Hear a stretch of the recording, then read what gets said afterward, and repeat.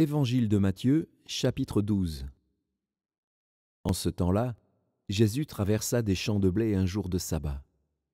Ses disciples, qui avaient faim, se mirent à arracher des épis et à manger.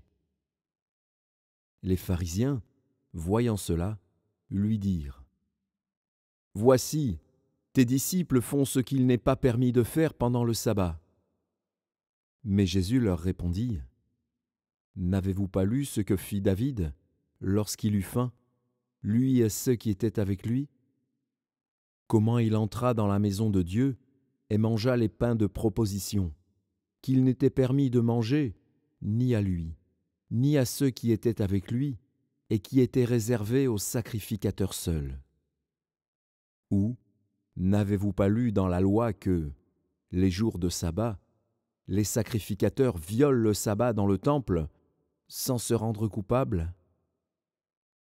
Or, je vous le dis, il y a ici quelque chose de plus grand que le temple. Si vous saviez ce que signifie « je prends plaisir à la miséricorde » et non au sacrifice, vous n'auriez pas condamné des innocents. Car le Fils de l'homme est maître du sabbat. Étant parti de là, Jésus entra dans la synagogue. Et voici, il s'y trouvait un homme qui avait la main sèche. Ils demandèrent à Jésus : « Est-il permis de faire une guérison les jours de sabbat ?» C'était afin de pouvoir l'accuser. Il leur répondit : « Lequel d'entre vous, s'il n'a qu'une brebis et qu'elle tombe dans une fosse le jour du sabbat, ne la saisira pour l'en retirer ? Combien un homme ne vaut-il pas plus qu'une brebis ? Il est donc permis de faire du bien les jours de sabbat. » Alors il dit à l'homme : « Étends ta main. » Il l'étendit, et elle devint saine comme l'autre. Les pharisiens sortirent, et ils se consultèrent sur les moyens de le faire périr. Mais Jésus, l'ayant su, s'éloigna de ce lieu. Une grande foule le suivit. Il guérit tous les malades, et il leur recommanda sévèrement de ne pas le faire connaître, afin que s'accomplisse ce qui avait été annoncé par Ésaïe, le prophète. « Voici mon serviteur que j'ai choisi, mon bien-aimé en qui mon âme a pris plaisir. Je mettrai mon esprit sur lui, et il annoncera la justice aux nations. Il ne contestera point, il ne criera point, et personne n'entendra sa voix dans les rues. Il ne brisera point le roseau cassé, et il n'éteindra point le lumignon qui fume, jusqu'à ce qu'il ait fait triompher la justice, et les nations espéreront en son nom. » Alors on lui amena un démoniaque aveugle et muet, et il le guérit, de sorte que le muet parlait et voyait. Toute la foule étonnée disait : « N'est-ce point là le fils de David ? » Les pharisiens, ayant entendu cela, dirent : « Cet homme ne chasse les démons que par Belzébul, prince des démons. » Comme Jésus connaissait leurs pensées, il leur dit : « Tout royaume divisé contre lui-même est dévasté, et toute ville ou maison divisée contre elle-même ne peut subsister. Si Satan chasse Satan, il est divisé contre lui-même. Comment donc son royaume subsistera-t-il ?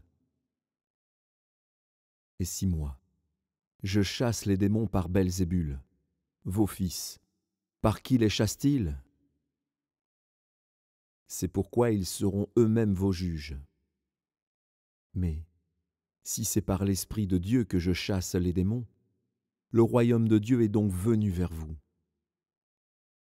Ou comment quelqu'un peut-il entrer dans la maison d'un homme fort et piller ses biens, sans avoir auparavant lié cet homme fort ? Alors seulement il pillera sa maison. Celui qui n'est pas avec moi est contre moi, et celui qui n'assemble pas avec moi disperse. C'est pourquoi je vous dis, tout péché et tout blasphème sera pardonné aux hommes, mais le blasphème contre l'Esprit ne sera point pardonné. Quiconque parlera contre le Fils de l'homme, il lui sera pardonné. Mais quiconque parlera contre le Saint-Esprit, il ne lui sera pardonné ni dans ce siècle, ni dans le siècle à venir. Ou dites que l'arbre est bon et que son fruit est bon, ou dites que l'arbre est mauvais et que son fruit est mauvais, car on connaît l'arbre par le fruit. Race de vipères, comment pourriez-vous dire de bonnes choses, méchants comme vous l'êtes? Car c'est de l'abondance du cœur que la bouche parle. L'homme bon tire de bonnes choses de son bon trésor, et l'homme méchant tire de mauvaises choses de son mauvais trésor. Je vous le dis, au jour du jugement, les hommes rendront compte de toute parole vaine qu'ils auront proférée. Car par tes paroles tu seras justifié, et par tes paroles tu seras condamné. Alors quelques-uns des scribes et des pharisiens prirent la parole et dirent : Maître, nous voudrions te voir faire un miracle. Il leur répondit : Une génération méchante et adultère demande un miracle. Il ne lui sera donné d'autre miracle que celui du prophète Jonas. Car, de même que Jonas fut 3 jours et 3 nuits dans le ventre d'un grand poisson, de même le Fils de l'homme sera 3 jours et 3 nuits dans le sein de la terre. Les hommes de Ninive se lèveront, au jour du jugement, avec cette génération et la condamneront, parce qu'ils se repentirent à la prédication de Jonas. Et voici, il y a ici plus que Jonas.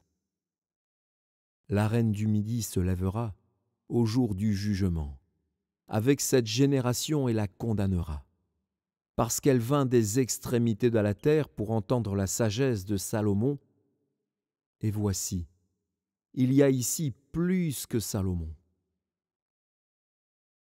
Lorsque l'esprit impur est sorti d'un homme, il va par des lieux arides, cherchant du repos, et il n'en trouve point.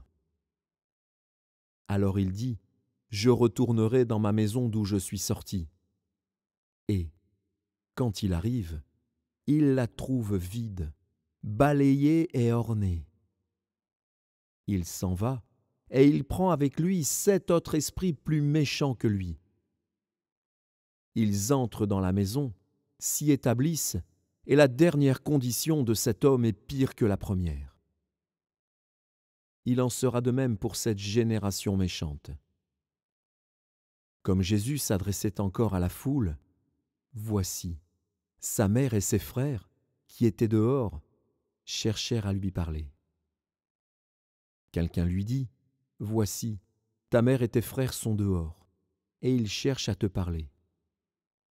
Mais Jésus répondit à celui qui le lui disait : Qui est ma mère et qui sont mes frères ?